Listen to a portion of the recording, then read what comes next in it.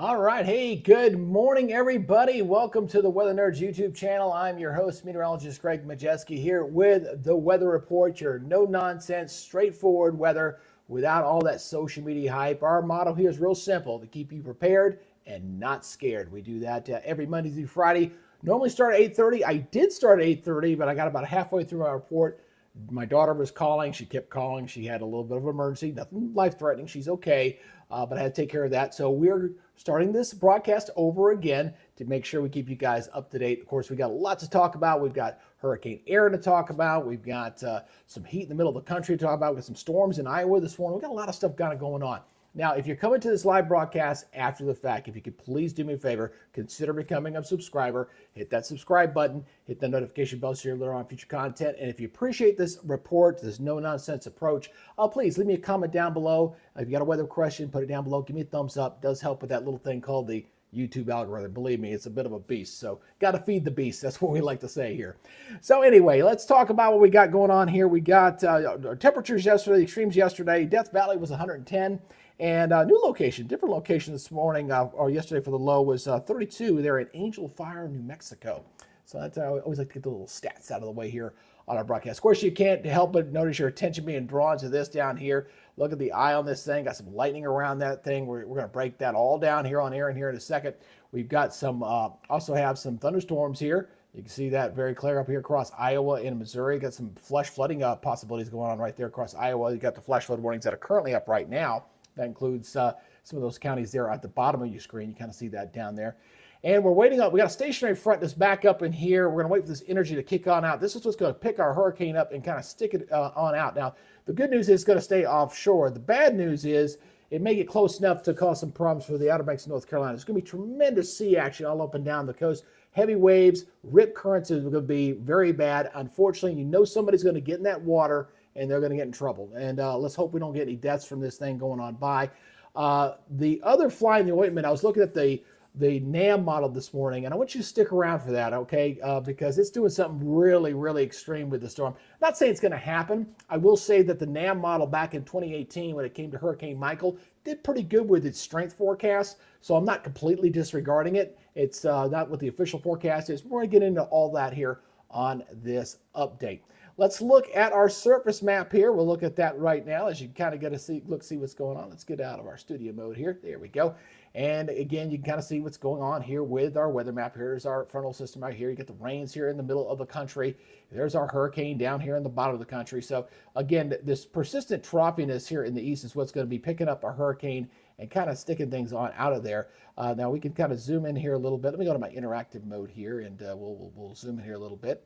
And we'll talk a little bit about what's going on with this system. So I'm going to go ahead and go interactive mode here. I'm going to zoom in a little bit here, allow this thing to kind of get caught back up with its data. So you can see that hurricane just kind of coming to the edge of the mode. That eye is just getting better and better organized. Now, what's interesting about this storm is that when it was a Category 5, and by the way, if you haven't been paying attention, it was a Category 5 over the weekend.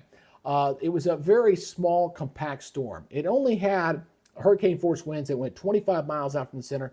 Tropical storm force winds went about 125 miles from the center. Now it's kind of transforming. Now it's going through the eye wall replacement cycle. The eye's getting better organized. It's starting to contract.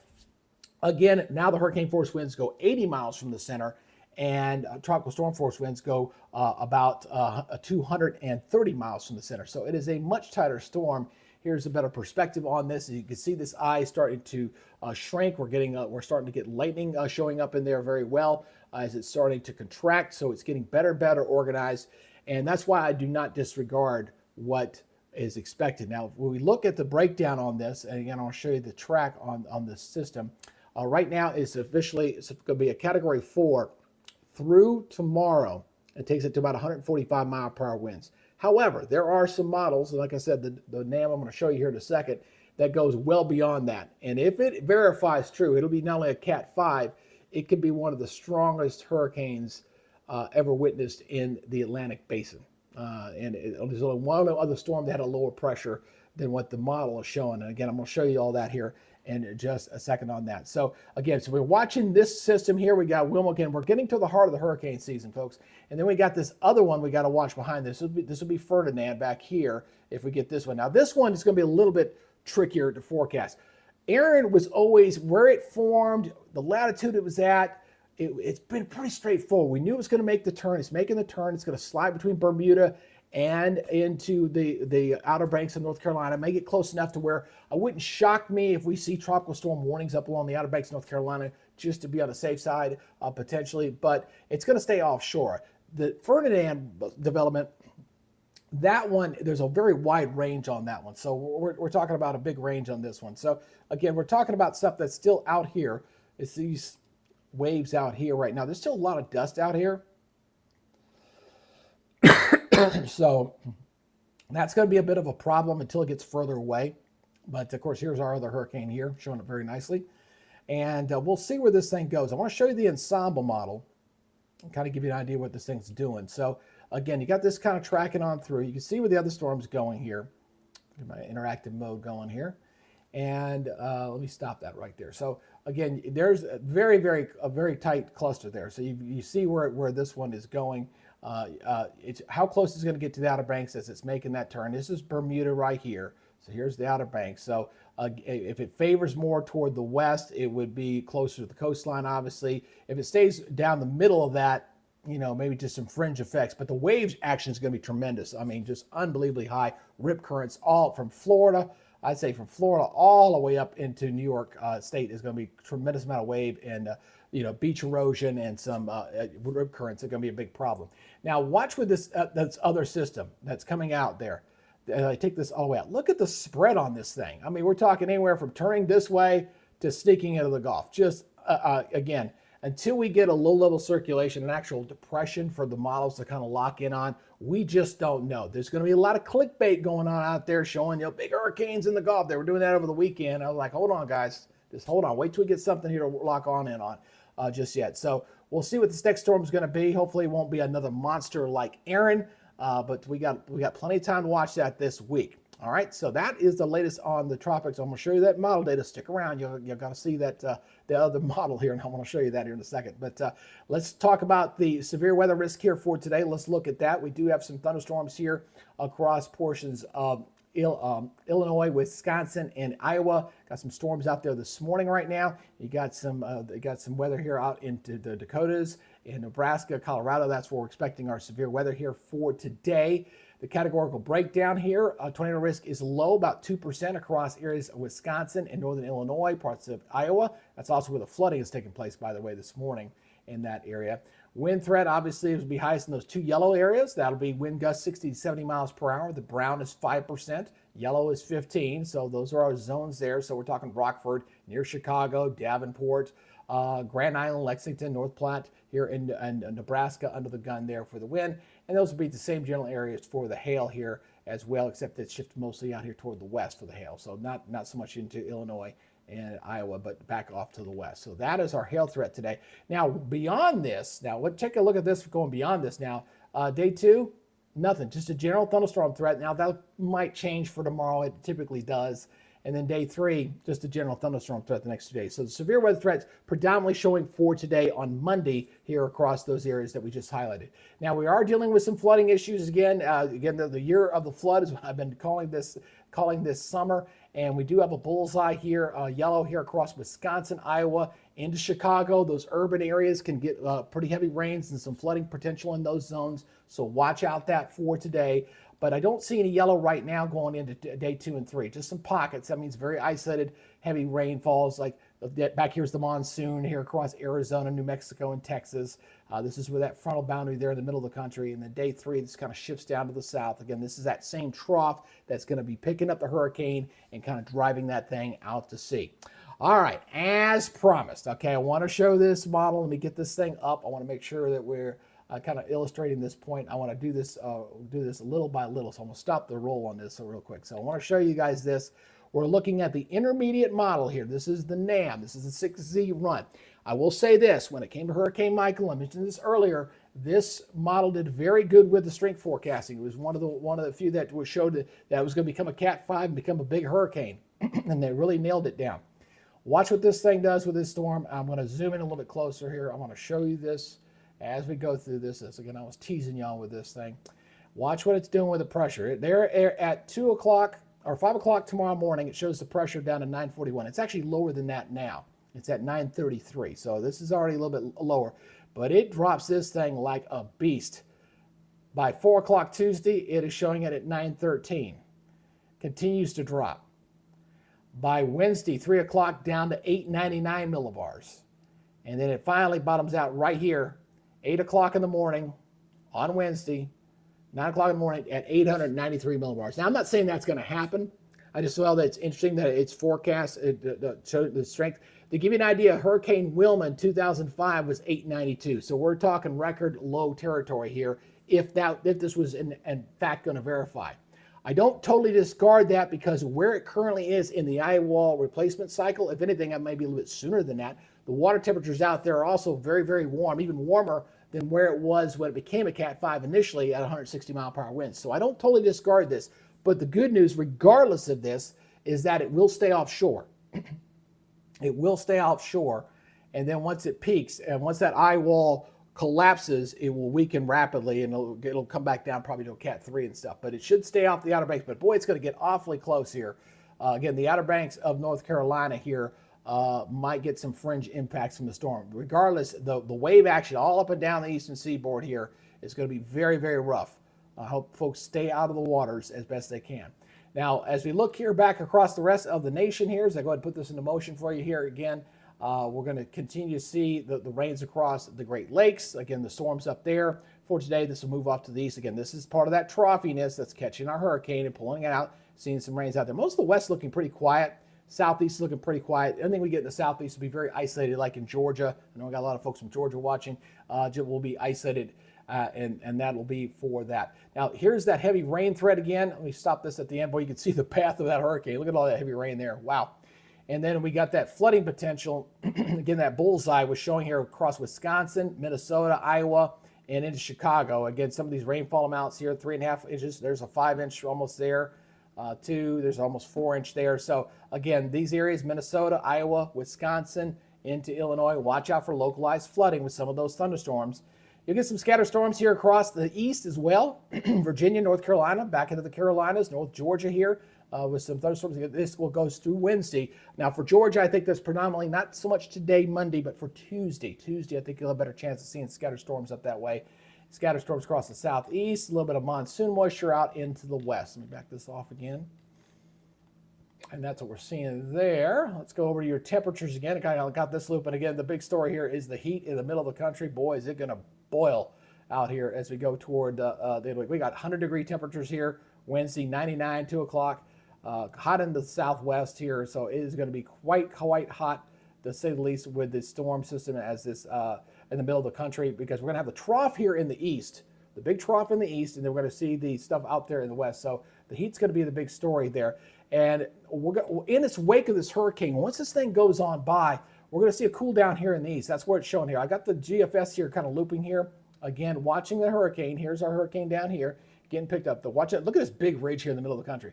That's why it's going to be so hot. We got trough here in the east, big ridge here in the west. That's why we're going to have 100-degree temperatures from basically the Montana, Dakotas, all the way down into our Texas here in the middle of the week.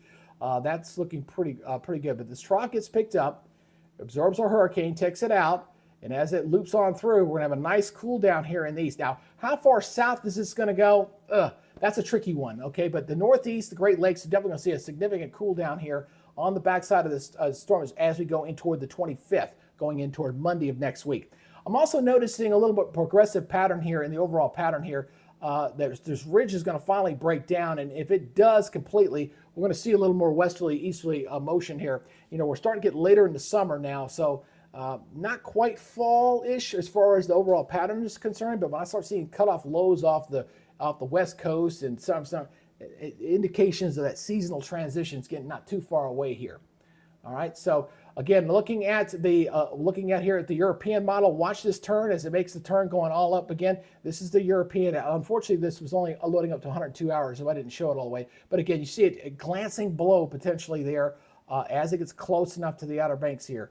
So again, some of the outer bands here could come into the Outer Banks. Again, would not shock me to see a tropical storm warning up here for that area because of the proximity of this. Now, the European model does not stick this thing. It's holding it at 943, but again, it's already lower than that right now.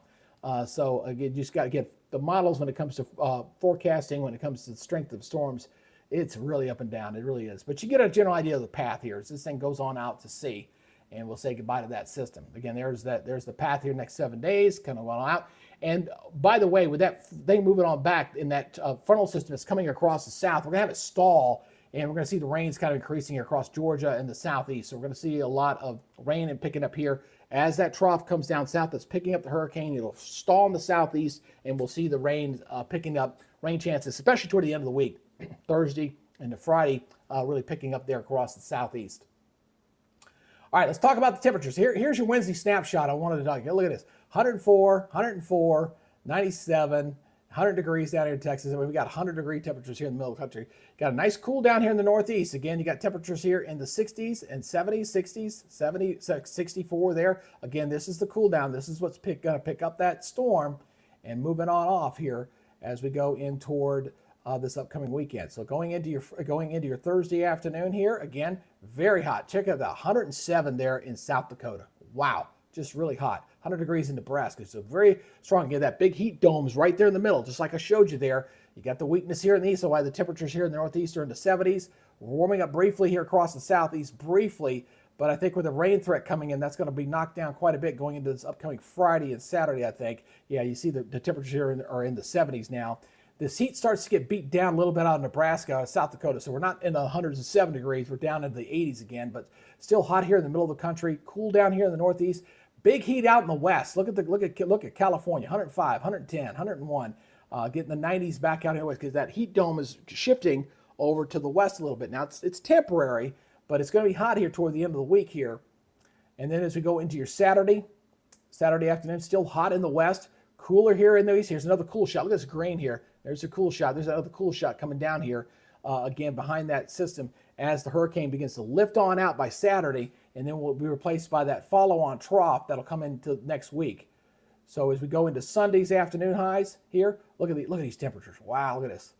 48 degrees, 50 degrees, 62. I mean, this is a true fall air mass here. Can't argue with that. 67, 72, and you got the heat here across the south. The question is going to be, how far south does this thing get?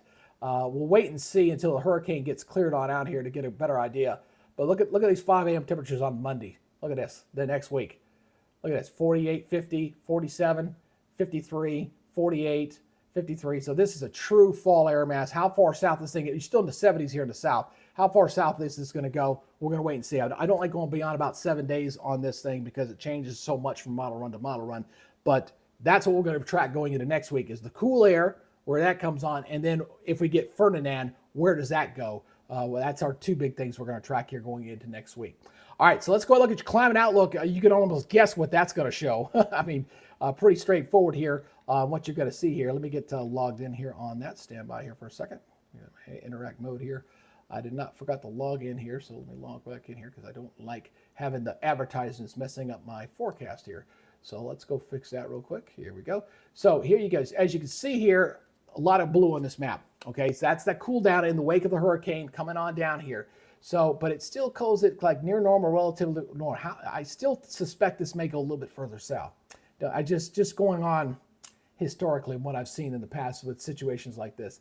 And 8 to 14 day, look at how much of the country's got the cool air in here. Wow.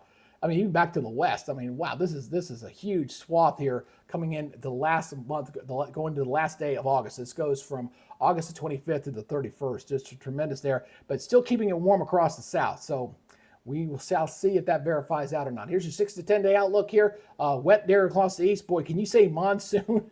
We're seeing the moisture increases out here in the west big time here, going out to the 23rd to the 27th. We're really going to kind of open up the floodgates out there a little bit. And that stays wet in the west and the east coast and drier, of course, across the Great Lakes. obviously because of the northwest flow coming under there and the cool air coming down as we wrap up the month of August. So we got plenty to talk about this week. I'll tell you that. We're going to watch that hurricane with a passion.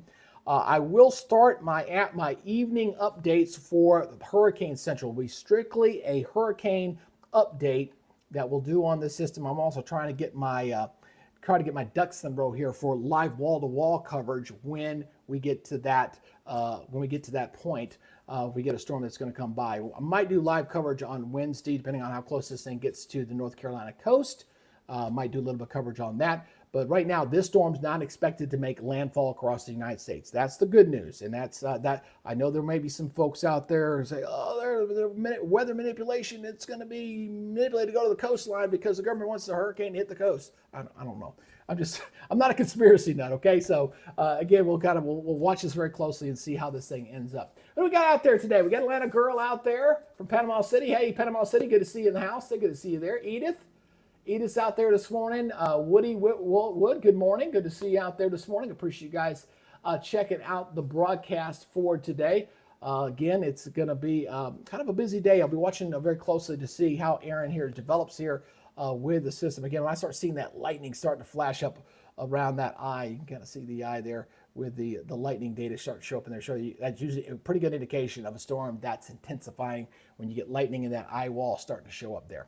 All right, that is y'all's live update for today. You guys take it easy. We'll see you back in here tomorrow morning, and look for my posting for the Hurricane Central update here, maybe by late this afternoon. I hope to get that going. I got a lot of stuff going on today, and I want to make sure I take care of my weather responsibilities too. All right, you guys have a good day. We'll see you guys at the latest tomorrow, okay? We'll see you then. Bye-bye, guys.